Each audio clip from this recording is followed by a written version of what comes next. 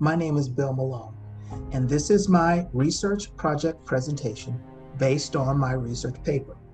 The project itself is geared towards adult learners, expect potentially educators who might want to know best practices or ideas on how COVID-19 has impacted multimedia usage. COVID-19 has changed the instructional landscape and forced educators to rethink how they provide and create educational products for their students. Teachers who were once experts in their face-to-face instruction are now forced to provide multimedia, web-based online instruction in ways that they have never done before. According to Clark and Myers, the cognitive theory of multimedia says people learn better from words and pictures better than words alone. This presentation will show how COVID-19 has impacted that product. This video will give a clearly indicate how that has happened. Everybody on their computer right now. Carrie Hopperstadt's 3 sons are home today. For the next 2 weeks, they'll be learning online. I think it's kind of ramping up, learning the technology, figuring out what each teacher is expecting. Their school outside of Seattle is closed, one of many districts in states across the country that sent students home. In Scarsdale, a suburb of New York City, children will be out through the middle of next week after a teacher tested positive for the virus. Thinking about the logistics of the next couple of weeks. The reality of prolonged school shutdowns as a precautionary measure could be crippling. 22 million students rely on free or reduced price school lunches. For many, it's their only hot meal of the day. While health and safety are the priority, it's unclear how much keeping students home will slow the spread of the virus. You can imagine families where parents don't have paid leave, who are working at relatively low paid jobs, who have to stay home to take care of their kids, and they lose their basic source of support. Several colleges canceling classes and study abroad programs. I think everybody's just on edge trying to figure out what's happening. After someone at Columbia University was exposed to the virus, that school canceled in-person classes, announcing it would transition to online learning by the end of the week. Do you think the college did the right thing by suspending classes for these 2 days? Yeah, I definitely think it was a good idea, especially just to limit the spread within our classes. The new reality of learning while staying safe. Rahima Ellis, NBC News, New York. And at the same time, Dr. Anthony Fauci is pointing to states outside the Sun Belt, warning that they could see a, quote, insidious increase in cases. For those of the group out on the front line, thank you for what you're doing, but be prepared because there's a lot of work ahead. One of his concerns are school systems that are welcoming back students in the classrooms. In Georgia's largest school district north of Atlanta, school hasn't even started yet, and nearly 300 Gwinnett County teachers and staff members are already sick or have been exposed to the virus. It's very hard to focus on the content, to focus on what I'm paid to do because of this health pandemic and how risky it is just to go into the building. There is so little debate on how COVID-19 as a global pandemic has had an enormous and potentially long-lasting impact on the educational process. Educators have been blindsided by this pandemic and have now been forced to provide instruction in ways they never had before. This concept was called, Pace coined this phrase as quaranteaching. Teaching, schools closing as a result of COVID-19 pandemic has forced teachers to scramble from what they were once teaching face-to-face, now teaching online and on web-based instruction or so forth. COVID-19 has placed educators in an unexpected position of having to learn how to effectively apply the cognitive theory of multimedia learning into their online teaching environments. If they want to see their students succeed in what has become a crisis learning environment for them all. One of the concerns, or one of the initial tenets that I was wanting to discuss in this paper was the concept of understanding by design. And this is a brief overview. The key tenets to understanding by design, as mentioned in our textbook by Wilson, is that these tenets are, and I'll speak directly to the screen, it's learning is enriched by teachers purposefully considering curriculum planning. Now, this feels obvious, especially when I first read this, but it's something that has to be stated, that teachers have to purposefully determine what their goals are, what their desires are, what they want to teach their students, and learning is enriched. This is especially important in a crisis situation. Teachers have to purposefully consider what they are offering. Educators should focus curriculum and teaching on the promotion and extension of students' understanding and ability to transfer learning to future endeavors. In other words, they want to make sure that they focus what they teach on what they want their students to learn. Understanding is uncovered when students independently make sense of and apply their learning through authentic implications. Now, me personally, I've always thought, hear this comes into my ears as culturally responsive pedagogy, or I'm teaching this in a way that these students can apply to their regular life and apply to what they've learned in prior situations. Effective curriculum planning involves the process of backwards design. In other words, they are beginning with the end in mind. Teachers are coaches, and coaches of understanding, not mere purveyors of content or activities. In other words, understanding by design is a framework that emphasizes student-based learning. Now, one of the things I want to discuss right off the bat is the concept of backwards design. Backwards design is the most successful teaching, this is from McTiggs and Brown, the most successful teaching begins with clarity about desired learning outcomes. In other words, you know what you want to teach before you even start. This is the idea of beginning with the end in mind, knowing what you want to teach before you start down the path of teaching it.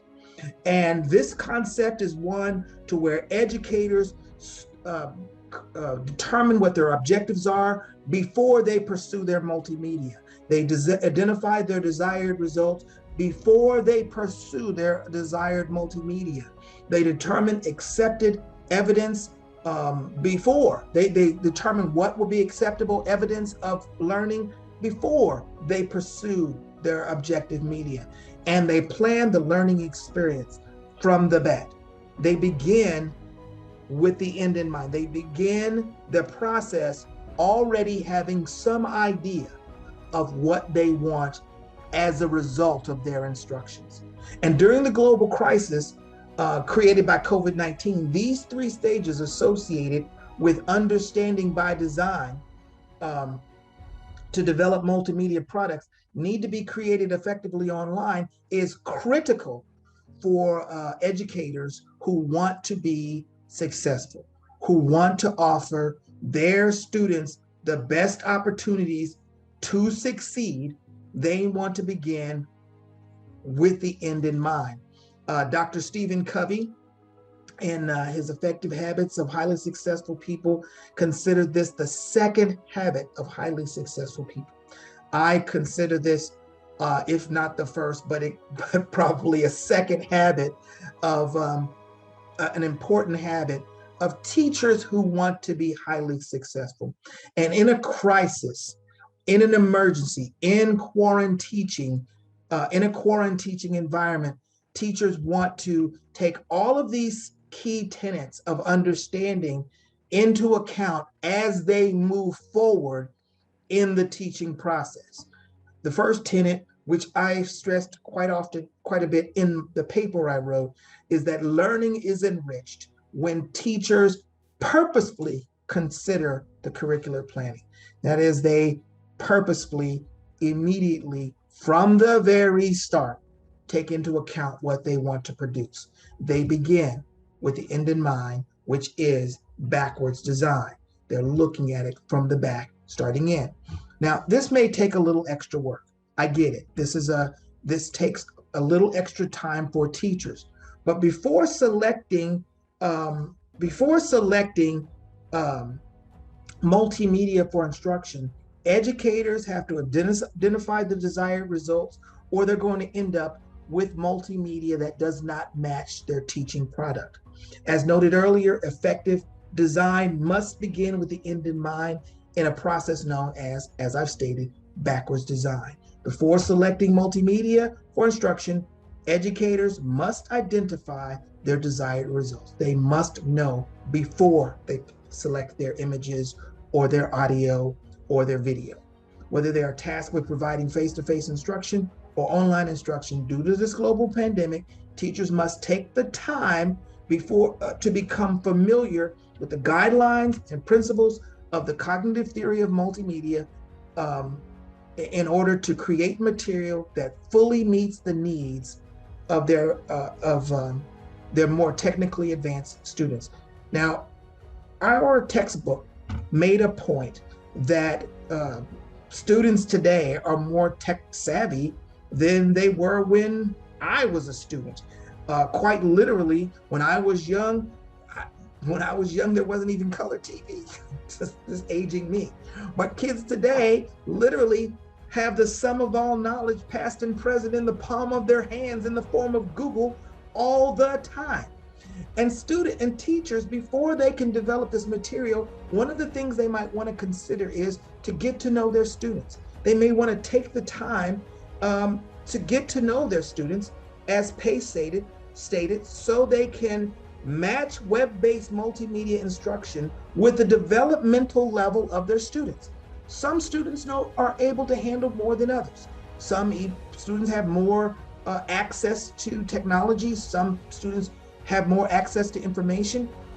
It's important that when educators begin to pursue their education online, begin to develop their online material, they get to know their student, they take the extra time needed to create multimedia that matches their students' abilities and giftings and skill sets, as opposed to simply pulling it together based on what they think for themselves or how they see it for themselves. Also, when using web-based multimedia, it is critical for educators to consider the level of detail and difficulty needed when matching this multimedia resources with their students' unique needs. In other words, they don't want to create material that it feels extraneous, feels overly complicated, feels overly taxing for their student.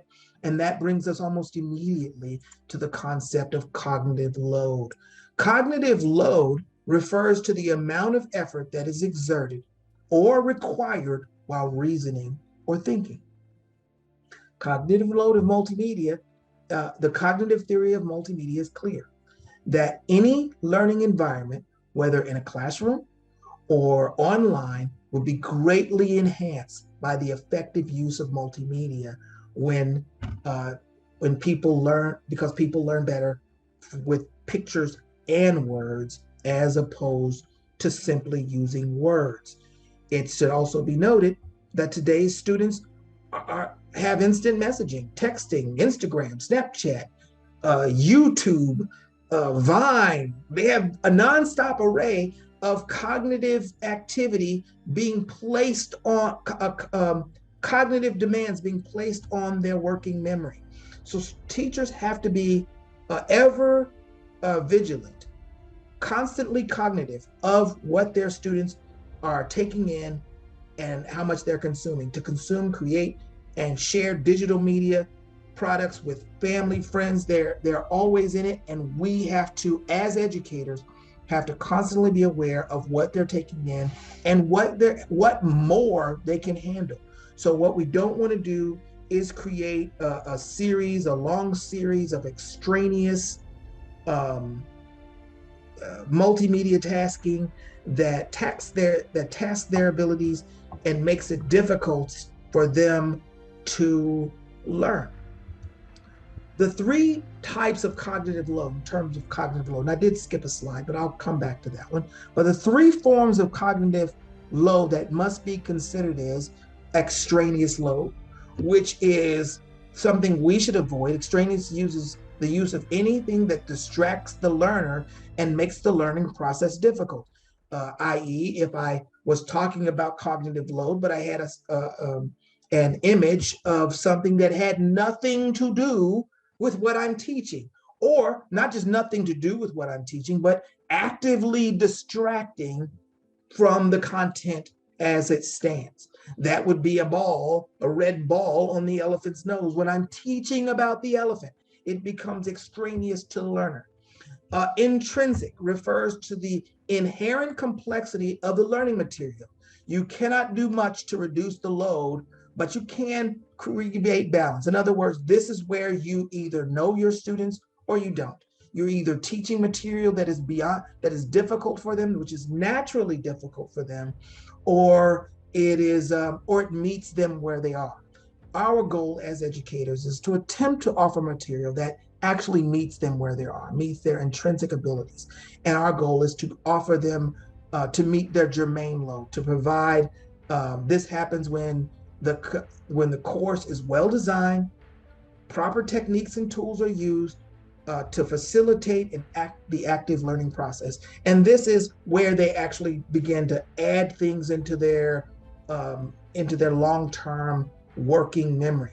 The cognitive theory of multimedia is clear that any learning environment, whether it's in the classroom or online, will be greatly enhanced by the effective use of multimedia, because people just learn better when you give them something that enhances their learning process. One of the things that I had skipped this just a moment ago, but these are the three fundamental assumptions of the cognitive load theory of multimedia: that students do not process visual and audio information in the same channel. In other words, what I hear and what I see aren't the same. They don't go into the same channel. When I'm creating multimedia, I have to keep in mind that what I'm saying and what they're seeing aren't always going into their brains in the same way.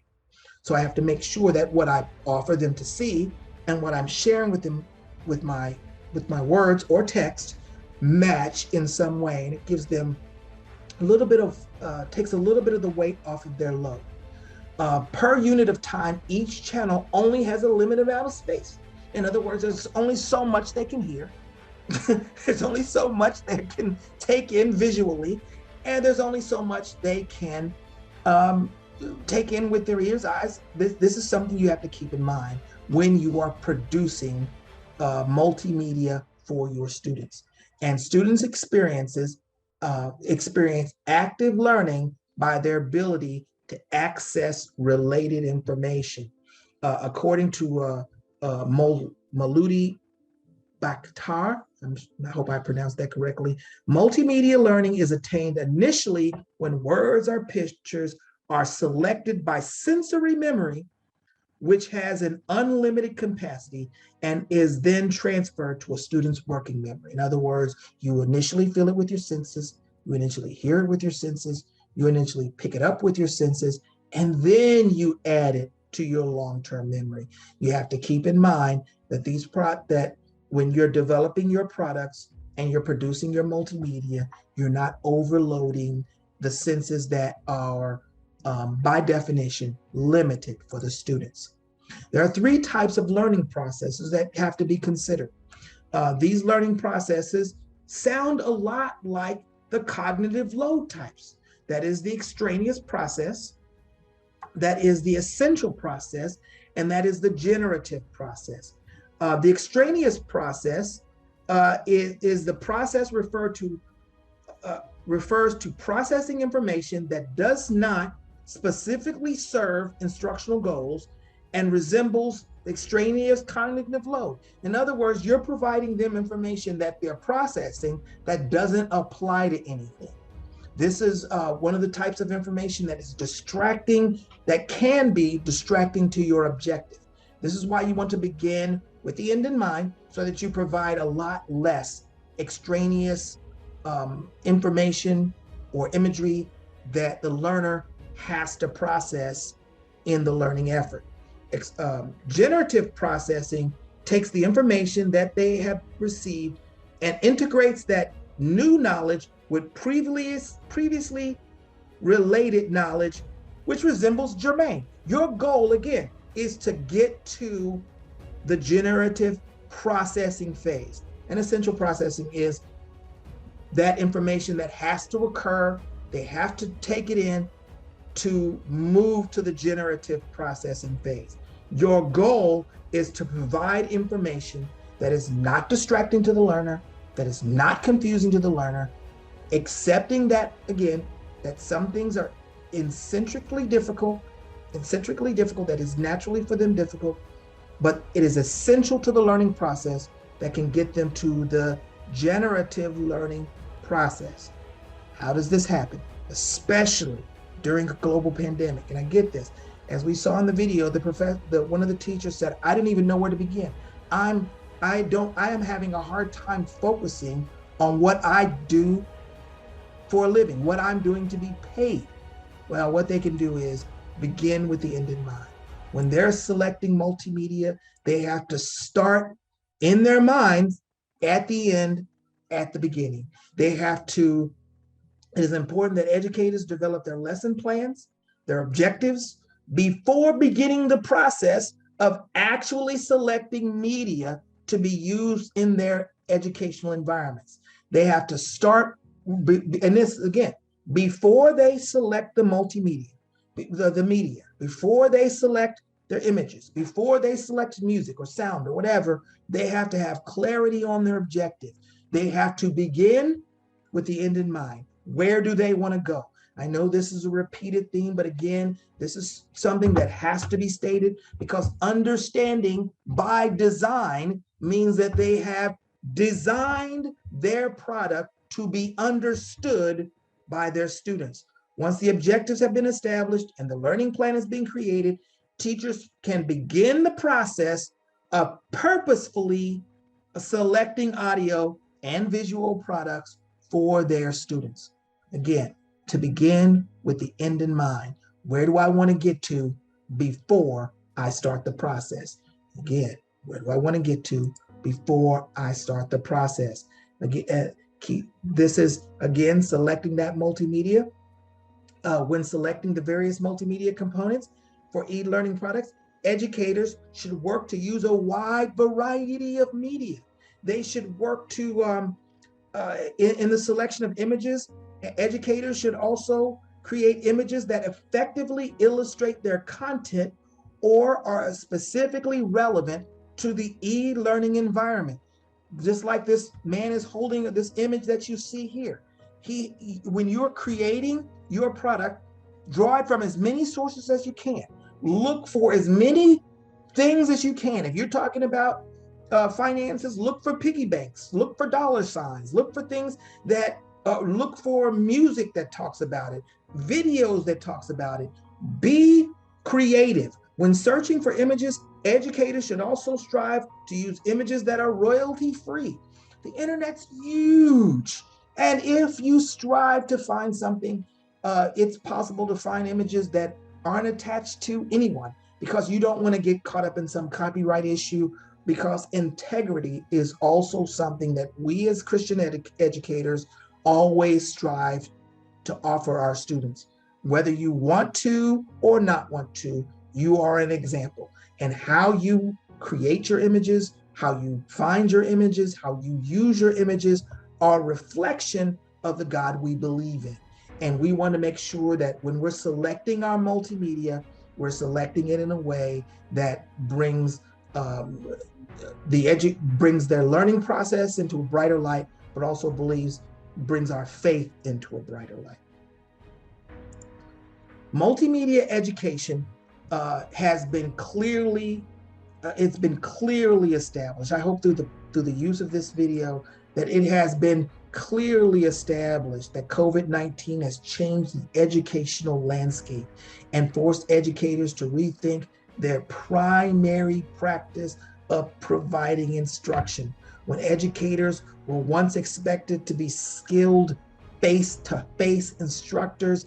They have now been tasked with developing e-learning and distance learning products. Educators who are not computer savvy have been forced to provide become not nearly experts in the multimedia process.